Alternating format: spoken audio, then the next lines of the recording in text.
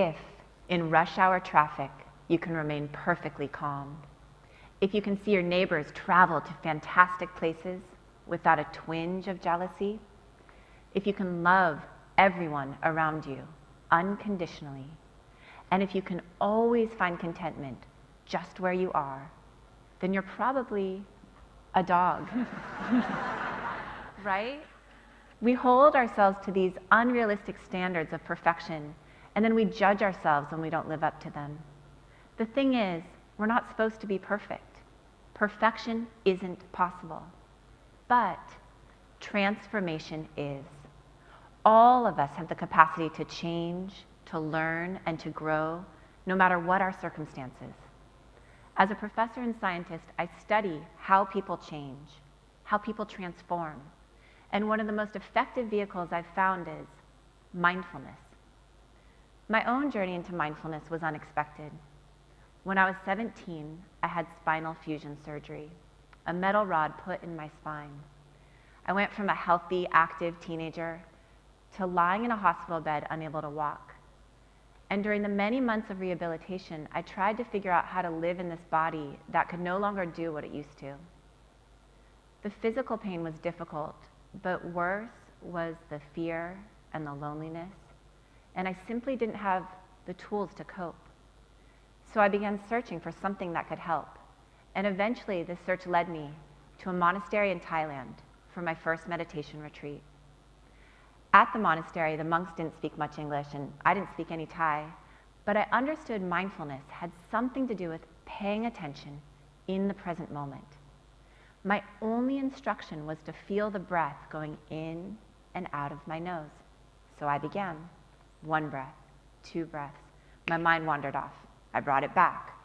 1 breath, 2 breaths. It wandered again, sucked into the past or lost in the future. And no matter how hard I tried, I just couldn't stay present. Now this was frustrating because I thought meditation was supposed to feel like this, and instead it felt more like this. Right? Being present isn't so easy. In fact, check it out for yourself. I've been speaking for about 3 minutes. Have you noticed your mind has wandered? All of our minds wander. Research from Harvard shows the mind wanders on average 47% of the time. 47%. That's almost half of our lives that we're missing, that we're not here. So part of mindfulness is simply learning to train the mind in how to be here, where we already are. Like right now. Let's practice together. Allow your eyes to close and just feel your feet on the floor. Wiggle your toes and sense your whole body sitting here, softening the face, softening the jaw, and notice that you're breathing, feeling the breath as it naturally flows in and out of the body, just being here. And as you're ready, taking a deeper breath in and out, allowing your eyes to open. So, back at the monastery, I was trying hard to do just this, to just be present. But no matter how hard I tried, my mind kept wandering off.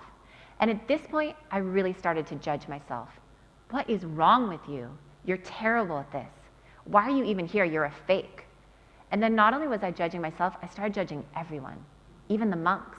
Why are they just sitting here? Shouldn't they be doing something? Thankfully, a monk from London arrived who spoke English. And as I shared with him my struggles, he looked at me and said, "Oh dear, you're not practicing mindfulness. You're practicing judgment, impatience, frustration." And then he said 5 words that have never left me. What you practice grows stronger. What you practice grows stronger. We know this now with neuroplasticity. Our repeated experiences shape our brain. We can actually sculpt and strengthen our synaptic connections based on repeated practice. For example, in the famous study of London taxi drivers, the visual spatial mapping part of the brain is bigger, stronger. They've been practicing navigating the 25,000 streets of London all day long. When you look at the brains of meditators, the areas related to attention, learning, compassion, grow bigger and stronger. It's called cortical thickening, the growth of new neurons in response to repeated practice. What we practice grows stronger. The monk explained to me that if I was meditating with judgment, I was just growing judgment. Meditating with frustration, I'm growing frustration. He helped me understand that mindfulness isn't just about paying attention. It's about how we pay attention, with kindness. He said it's like these loving arms that welcome everything, even the messy, imperfect parts of ourselves. He also pointed out that we're practicing all the time, moment by moment, not just when we're meditating, but in every moment. We're growing something in every moment. So the question really becomes, what do you want to grow? What do you want to practice? When I left Thailand, I wanted to keep practicing mindfulness, and I wanted to understand it scientifically. So I began a PhD program, eventually became a professor, and I've spent the past 20 years investigating the effects of mindfulness across a wide range of populations, including veterans with PTSD, patients with insomnia, women with breast cancer, stressed out college students, high-level business executives, and over, the data showed two key things. First, mindfulness works. It's good for you. It strengthens our immune functioning, it decreases stress, decreases cortisol, helps us sleep better. When we published our first research back in '98, there were only a handful of studies.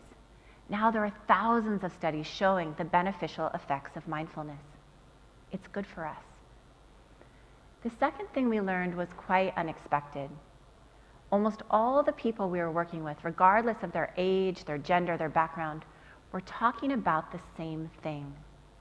This underlying sense of, I'm not good enough, I'm not okay, I'm not living this life right. This tremendous self-judgment and shame. And we all know what they were talking about, because shame is universal. All of us feel it. And worse, we have this mistaken belief that if we shame ourselves, if we beat ourselves up, we'll somehow improve. And yet, shame doesn't work. Shame never works. It can't work. Literally, physiologically, it can't work, because when we feel shame, the centers of the brain that have to do with growth and learning shut down. This fMRI shows the brain on shame. What happens is the amygdala triggers a cascade of norepinephrine and cortisol to flood our system, shutting down the learning centers and shuttling our resources to survival pathways. Shame literally robs the brain of the energy it needs to do the work of changing. And worse, when we feel shame, we want to avoid it. So we hide from those parts of ourselves we're ashamed of, the parts that most need our attention. It's just too painful to look at them. So what's the alternative? Kind attention. First, kindness gives us the courage to look at those parts of ourselves we don't want to see. And second, kindness bathes us with dopamine, turning on the learning centers of the brain and giving us the resources we need to change. True and lasting transformation requires kind attention. And the monk's words echoed in my ears. Mindfulness isn't just about attention, it's about kind attention. This attitude of kindness wasn't just a footnote or something nice to have, it was an essential part of the practice. A part of mindfulness that's so often overlooked. So my colleagues and I developed a model of mindfulness that explicitly includes our attitude and our intention, as well as our attention. All three parts working together synergistically. Put simply, mindfulness is intentionally paying attention with kindness. We used this model while working at the Veterans Hospital for a group of men with PTSD. I was shocked to learn that we lose more veterans to suicide each year than to combat. Our soldiers carry so much pain and shame. So the intention of the mindfulness group was to cultivate this kind attention, even for the seemingly unforgivable parts of ourselves. There was one man in the group who never said a word, never looked up. 2 months passed, he seemed unreachable. And then one day he raised his hand and he said, I don't want to get better. What I saw in the war, what I did, I don't deserve to get better. He then looked down at the floor and proceeded to tell us in great detail what he had seen and what he had done. And I can still feel the horror of what he shared and how his shame filled the room. I looked up to see how the other men were responding, and there was no judgment, only compassion on their faces.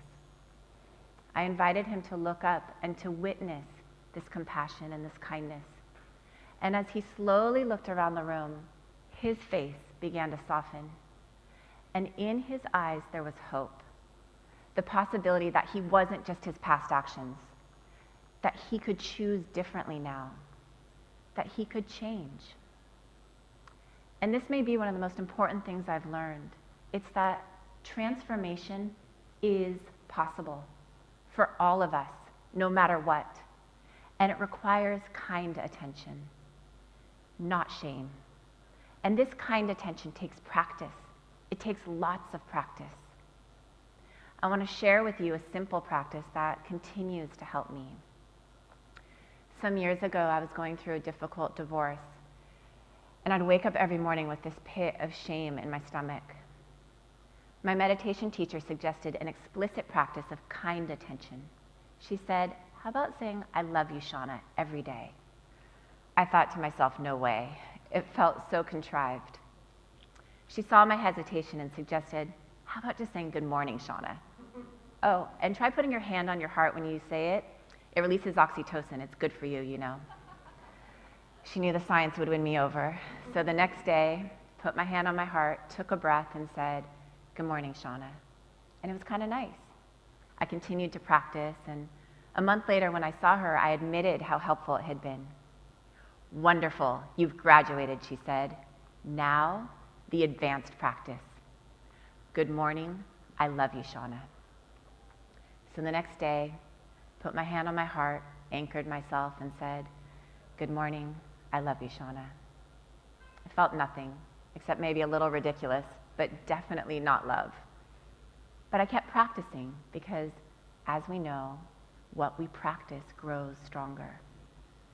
And then one day I put my hand on my heart, took a breath. Good morning, I love you, Shauna. And I felt it. I felt my grandmother's love. I felt my mother's love. I felt my own self-love. And I wish I could tell you that every day since then has been this bubble of self-love and I've never felt shame or judgment again, and that's not true. But what is true is this pathway of kind attention has been established, and it's growing stronger every day. So I want to invite you tomorrow to put your hand on your heart and say good morning. And if you're really brave, good morning, I love you. Thank you.